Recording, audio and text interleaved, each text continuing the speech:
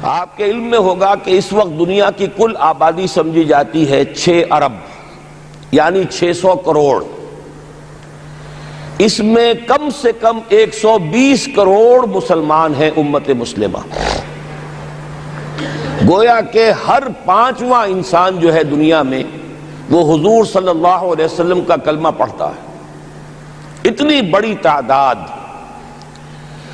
اس کے ساتھ ہی کتنا بڑا علاقہ جو ہے اس زمین کا وہ اللہ تعالیٰ نے اس امت کے قدموں تلے رکھا ہے. اگر آپ نے نقشہ دیکھا ہو دنیا کا تو آپ کو معلوم ہونا چاہیے کہ شمال میں جو بہت بڑا یہ نظر آتا ہے سائبیریا اور روس کا علاقہ، یہ سب غیر آباد ہے. اس طرح شمالی امریکہ میں بھی کینیڈا سے اوپر بڑے بڑے آپ کو بر اعظم سے نظر آئیں گے، سب غیر آباد ہیں. جو آباد علاقہ ہے دنیا کا اور جو زرخیز علاقہ ہے دنیا کا، اس کا کتنا بڑا حصہ ہے کہ جو امت محمد صلی اللہ علیہ وسلم کے قدموں تلے. انڈونیشیا ملائیشیا سے چلے آئیے، اس کے بعد مسلسل چاہے کہیں مسلمان اقلیت میں تھوڑے بہت ہیں، لیکن پھر بنگلہ دیش آتا ہے، بڑی عظیم اکثریت کا ملک ہے. پھر بھارت میں اگرچہ اقلیت میں ہے لیکن 20 کروڑ مسلمان بھارت میں اس وقت ہے. پھر جو پاکستان سے شروع ہوا سلسلہ، افغانستان، ایران، چلتے جائیے ادھر ترکستان، چینی ترکستان، روسی ترکستان، پھر آگے چلیے عالم عرب، افریقہ کا پورا شمالی علاقہ، افریقہ کا تقریباً سارا وسطی علاقہ. یہ سب کیا ہے؟ کتنا بڑا رقبہ ہے. اور ہر طرح کی نعمت اللہ نے دی ہے. اس میں نباتات بھی ہیں، اس میں معدنیات بھی ہیں، اور سب سے بڑھ کر آج کی دنیا میں جو اہم ترین شے ہے کہ پیٹرول جو ہے، تیل جو ہے، اس کے سب سے بڑے ذخائر وہ ہیں کہ جو مسلمانوں کے قدمے تلے. اتنی تعداد میں ہونے کے باوجود، اتنے وسائل کے پر بظاہر قابض ہونے کے باوجود، سوال یہ ہے کہ کیا آج دنیا میں امت مسلمہ کو عزت حاصل ہے یا یہ ذلیل ہے؟ اسے غلبہ حاصل ہے یا مغلوب ہے؟ اسے کوئی دنیا میں وقار حاصل ہے یا یہ بالکل بے وقار ہو کر رہ گئی؟ یہ بات ہے جو ہمارے سمجھنے کی ہے. آج کیوں ذلیل کہ کل تک نہ تھی پسند گستاخی فرشتہ ہماری جناب میں. اس وقت صورت یہ ہو چکی ہے، آپ کو معلوم ہے کہ ہر جگہ پر پسماندگی کا نشان مسلمان ہیں. ہمارے سارے وسائل پر دوسروں کا قبضہ ہے. ایک ہی شے رہ گئی تھی تیل، خلیج کا تیل، اس پر بھی آ کر امریکہ کی فوجیں ان کے سر پر بیٹھ گئی ہیں. سارا کا سارا تیل اب ان کے قبضے میں ہے. ادھر خلیج کے دہانے کے دونوں طرف وہ اپنے مورچے بنا رہے ہیں تاکہ یہاں کسی کا داخلہ نہ ہو سکے. بڑے بڑے جتنے لوگ ہمارے ہیں ان سب کی دولت ان کے پاس ہے. کہنے کو تو سلطان و برونائی دنیا کا امیر ترین آدمی ہے، لیکن دولت ہے کہاں اس کی؟ انویسٹڈ تو وہی ہے، اسی کے بینکوں میں ہے، انہی کی کمپنیوں میں ہے. کسی کے پاس کچھ نہیں ہے. سعودی عرب کے کوئی ڈالرز ہیں تو کہاں ہیں؟ جیسے شہنشاہ ایران کا جو اثاثہ تھا، سرمایہ تھا، جو سارا کا سارا انہوں نے جو ہے وہ فریز کر لیا. تو یہ دولت تو ساری وہی ہے. کہنے کو ہے کہ آپ کے اکاؤنٹ میں اتنا روپیہ ہے، لیکن سوال یہ ہے کہ وہ اکاؤنٹ فی الواقع کس کے قبضے میں ہے؟ پھر آپ کو معلوم ہے کس طریقے سے مسلمانوں کے ساتھ سلوک ہو رہا ہے. ہر جگہ پر جہاں چاہیں، جس طرح چاہیں انہیں ستا لیں. اور ان میں بھی سب سے بڑھ کر جو بات میں آپ سے کہوں گا، آج دنیا میں جتنے بڑے پیمانے پر محمد عربی صلی اللہ علیہ وسلم کی توہین و تذلیل ہوئی ہے، پوری انسانی تاریخ میں نہیں ہوئی. رشدی نے کتاب لکھی، بدترین حملے کیے. کیا رنگیلا رسول کتاب تھی جو لکھی تھی کسی ہندو نے، جس کو کہ ایک مسلمان نے پھر خنجر گھونپ کر اور ہلاک کر دیا تھا. وہ تو کچھ بھی نہیں تھی. اس کتاب کو رنگیلا رسول کو 100 سے ضرب دیجئے تو یہ کتاب بنتی ہے سیٹنک ورسز، اور وہ ملینز نہیں بلینز کی تعداد میں شائع ہوئی. اس کے خلاف احتجاج اگر کسی نے کیا ہے تو ان کے اوپر جوتے پڑے ہیں، ان پر ڈنڈے پڑے ہیں. پوری مغربی دنیا اس کے پیچھے آ گئی ہے، سپورٹ کیا ہے. لے دے کے ایک ملک نکلا ایران، اس نے کم سے کم یہ کہ اس کے قتل کا فتویٰ تو دیا، لیکن کیا کرے، قتل کرنے کی تو نوبت نہیں آئی. پورا عالم عیسائیت اس کی پشت پناہ ہے، اس کی مدد کر رہا ہے. یہ اتنی بڑی توہین محمد رسول اللہ صلی اللہ علیہ وسلم کی اور آپ کی ازواج مطہرات کی اور یہ بظاہر ایک ایسے شخص کے ہاتھوں جس کا نام مسلمانوں کا سا ہے، اس کا اتنا بڑے پیمانے پر ہونا، اور پھر یہ کہ مسلمان 120 کروڑ ہونے کے باوجود کچھ نہیں کر سکتے۔ میں وہ چیزیں نہیں گنوانا چاہتا کہ 15 لاکھ جو ہیں وہ ہمارے افغان بھائی جو ہیں انہوں نے جانیں دیں، فائدہ کس کو پہنچا؟ تاحال امریکہ کو، کہ اس کی جو مد مقابل قوت تھی USSR وہ ختم ہو گئی۔ اسی طریقے سے جو کچھ کشمیر میں ہو رہا ہے، ہماری بے ہمیتی، بے غیرتی کا عالم یہ ہے، ہم کچھ اندر خانے تھوڑی بہت کو مدد کر کے سمجھتے ہیں کہ ہم نے فرض ادا کر دیا، جبکہ فرض تو یہ ہونا چاہیے تھا کہ ہم براہ راست اعلان کرتے اور انڈیا کو الٹیمیٹم دیتے کہ سٹاپ دس بزنس، یا یہ کہ پھر ہم سے جنگ ہے۔ جنگ کا نتیجہ تو پھر اللہ جس کو چاہے دے گا، اگر انسان اللہ تعالیٰ پر اعتماد رکھتا ہو، توکل رکھتا ہو، اپنے موقف کی حقانیت پر بھی اسے یقین ہو، تو کم من فیۃ قلیلۃ غلبت فیۃ کثیرۃ، تاریخ میں ہمیشہ ہوتا آیا ہے کہ چھوٹی قوتیں جو ہیں ان کو غلبہ اللہ نے عطا کیا ہے بڑی قوتوں پر، لیکن بے غیرتی کا عالم یہ ہے، بے حمیتی کا عالم یہ ہے، زبانی کلامی ہم سے بڑا ہمدرد کوئی نہیں مسلمانان کشمیر کا، جس لیڈر کو دیکھو بڑھ چڑھ کر بیان دے گا، لیکن عملاً ہم کیا کر رہے ہیں؟ یہ ساری صورتحال جو میں نے آپ کو بتائی ہے، ویسے تو اب یہ کہ اگر اس میں ایک خاکہ سا میں نے آپ کے سامنے رکھا ہے، اس میں رنگ بھروں تو ظاہر ہے کہ یہ پورا گھنٹہ اسی میں لگ جائے گا، لیکن جو اس کا اصل لب لباب ہے وہ یہ ہے کہ ہم اپنی جگہ بڑے خوش ہیں کہ ہم امت مرحوم ہیں، ہم تو امت محمد ہیں صلی اللہ علیہ وسلم، ہم تو اللہ کے پیارے ہیں، ہم اللہ کے لاڈلے ہیں، ہمیں اللہ کی شفاعت، ہمیں اللہ کے رسول کی شفاعت بھی ملے گی، جنت تو گویا کہ ہمارا پیدائشی مقام ہے۔ یہ سارے جو بھی ہمارے ذہنوں کے اندر ہیں خیالات، اور یہ جو ہمارے من گھڑت عقائد ہیں، آپ سوچئے کہ جب ہم جو آبجیکٹیو کنڈیشنز ہیں، گیون کنڈیشنز ہیں، جو سامنے کے حالات ہیں، ان سے جب تقابل کرتے تو معاملہ بہت مختلف ہے۔ یہ کیوں ہے؟ اصل میں سوال جب تک آپ اپنے سامنے نہیں رکھیں گے، اس کا جواب جو ہے اب اس پر غور کیجئے، کیوں ہے؟ کیا اللہ تعالیٰ کو محمد الرسول اللہ کی عزت و حرمت پیاری نہیں ہے؟ کیا محمد الرسول اللہ اللہ کے پیارے نہیں ہیں؟ حبیب رب العالمین نہیں ہے؟ کیا اللہ تعالیٰ کو کفار سے زیادہ محبت ہے؟ کیا وجہ ہے؟ رحمتیں ہیں تیری اغیار کے کاشانوں پر، اور برف گرتی ہے تو بیچارے مسلمانوں پر۔ سائنس میں وہ آگے ہیں، مالیات پر ان کا شکنجہ کسا ہوا ہے پوری دنیا پر، تہذیب ان کی ہے، تمدن ان کا ہے، ہم تو ان کے کیمپ فالوورز ہیں، نقش قدم پر چل رہے ہیں، ہم تو ان کی صرف یہ کہ نقالی کر رہے ہیں۔ تو سوچئے وجہ کیا ہے؟ کیا اللہ کو کفر زیادہ پسند ہے اسلام سے؟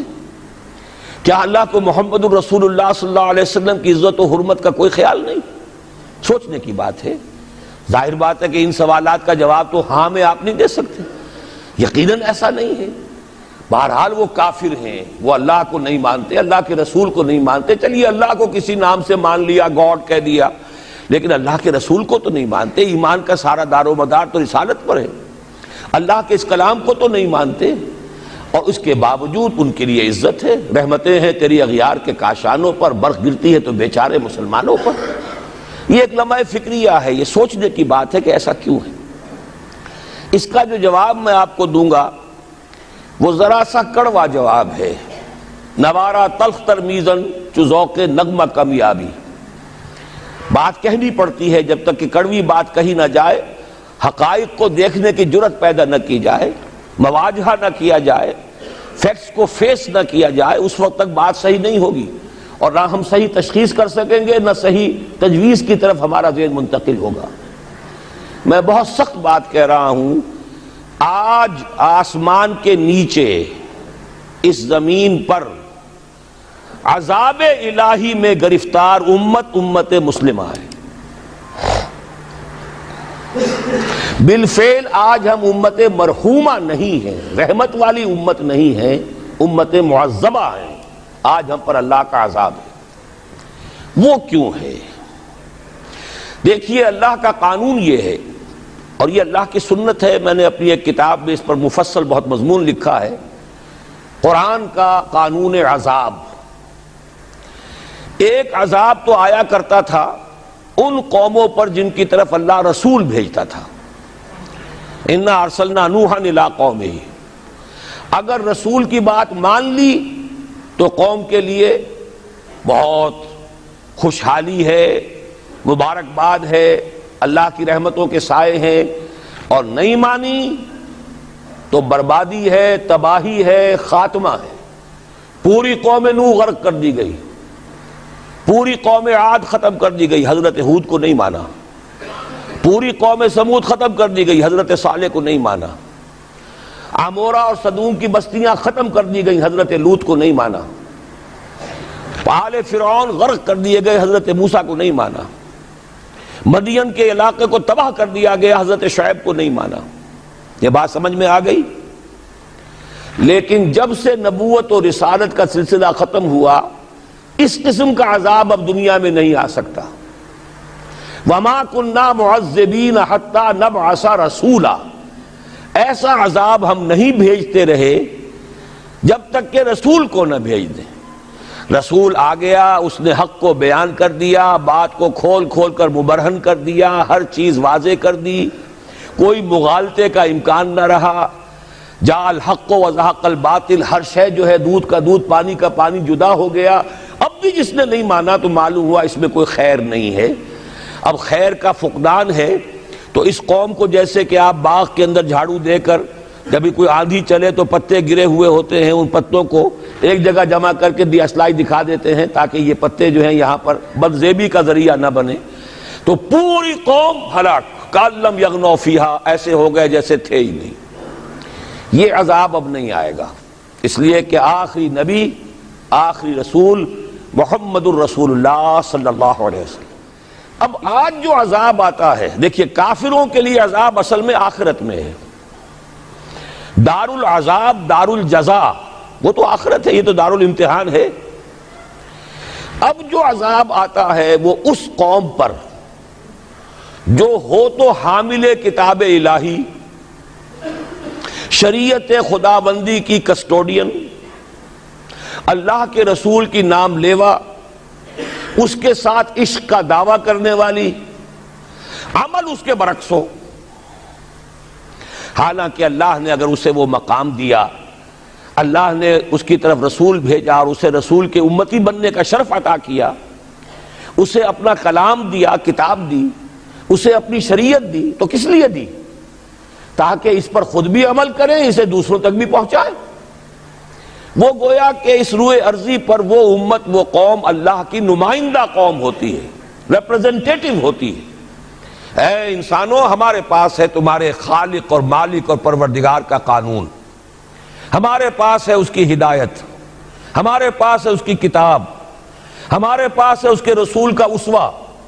آؤ ہماری طرف، ہمیں جانچو، ہمیں پرکھو، ہمیں دیکھو، ہم واقعتاً اسی کتاب کے مطابق چل رہے ہیں نا؟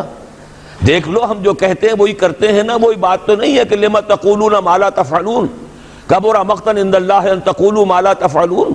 آؤ دیکھو ہم نے اس کتاب کے مطابق، اللہ کی ہدایت کے مطابق کیسا اچھا معاشرہ بنایا ہے، کیسا انصاف ہے، کیسا امن ہے، کیسا بھائی چارہ ہے، کیسی اخوت ہے۔ آؤ دیکھو ہمارے ہاں تقسیم دولت کا نظام کتنا صحیح ہے۔ ایسا نہیں ہے کہ کوئی جو ہے اسے دولت کی بدہضمی ہو رہی ہو اور کوئی وہ ہے کہ جو بھوکا مر رہا ہو، ایسا نہیں ہے۔ دیکھو ہمارے ہاں انسانی شرافت، انسانی عزت، انسانی پریسٹیج اور انسانی حقوق بہتر سے بہتر شکل میں موجود ہیں، حریت ہے، آزادی اظہار رائے ہے، سب کچھ ہے۔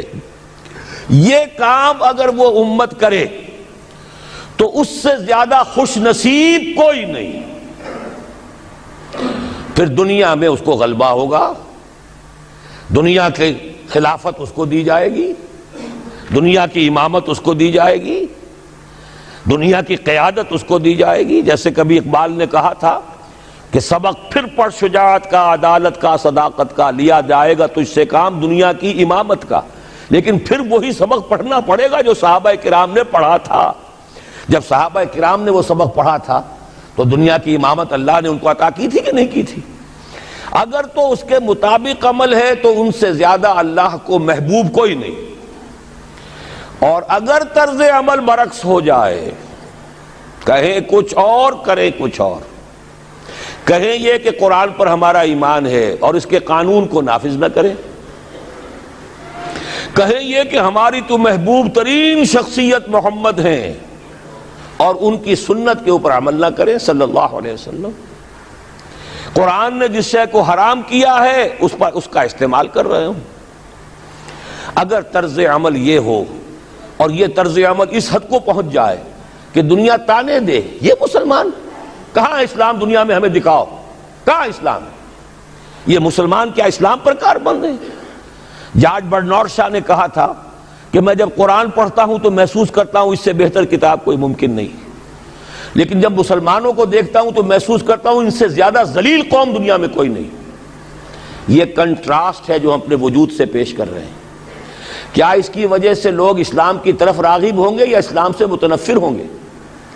کیا ہمارا منہ ہوتا ہے ہم باہر جاتے ہیں؟ اسی لیے ہم تو تبلیغ, میں تو کم سے کم وہاں جا کر جو مسلمان کھوئی ہوئی بھیڑیں ہیں امت محمد صلی اللہ علیہ وسلم کی, انہی کو ریکلیم کرنے کی کوشش کرتا ہوں. جیسے کہ حضرت مسیح نے کہا تھا میں تو بنی اسرائیل کے گھرانے کی کھوئی ہوئی بھیڑوں کی تلاش میں آیا ہوں. میرا منہ نہیں ہے کہ میں وہاں کسی امریکن سے بات کروں. وہ یہ کہے گا تم اپنا گھر تو سنوارو, فزیشین ہیل تھائی سیلف. تم ایک چھوٹا سا ملک نہیں چلا سکتے, تم نے اس کا بیڑا غرق کر کے رکھ دیا ہے. تم نے اسے کورٹ آف وارڈ بنوا دیا ہے آئی ایم ایف کا. یہاں تو گھڑی گھڑی جو ہے قرقمین آتے ہیں آئی ایم ایف کے اور ورلڈ بینک کے قرقی کرنے کے لیے.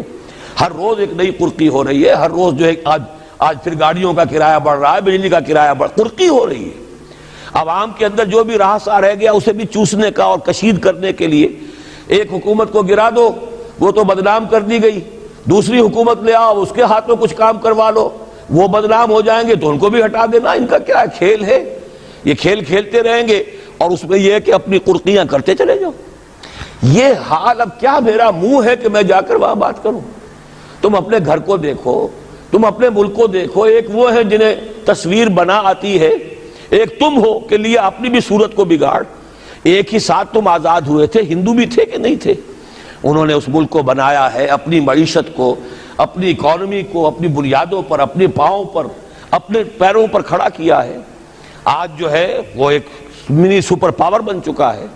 اور وہ کہ ڈرتا تھا پاکستان دو طرف سے ہمیں جو ہے قابو میں کر لے گا. پہلے تقریباً 20 برس جو ہیں ہندوستان کے, بھارت کے کانپتے ہوئے گزرے ہیں پاکستان سے. اب 30 برس سے جو صورتحال ہے وہ آپ کو معلوم ہے. تو صورت یہ ہے کہ جب کوئی قوم جو امت مسلمہ ہو یہ طرز عمل اختیار کرتی ہے تو عذاب اس پر آتا ہے. بڑی کڑوی بات ہے. آج عذاب کفار پر نہیں آ رہا, وہ تو اللہ تعالیٰ ان سے آخرت میں نبٹ لے گا, اور آخرت تو ہے ہمیشہ کی, بڑا سو عذاب تو وہی کا ہے. وَلَعَذَابُ الْآخِرَةِ أَكْبَرُ لَوْ كَانُوا يَعْلَمُونَ. دنیا میں کفار پر عذاب آتا تھا جب کوئی رسول بھیج دیا جائے, اب رسول آئے گا نہیں, لیکن اب دنیا میں جو عذاب آتا ہے وہ مسلمان امت پر آتا ہے.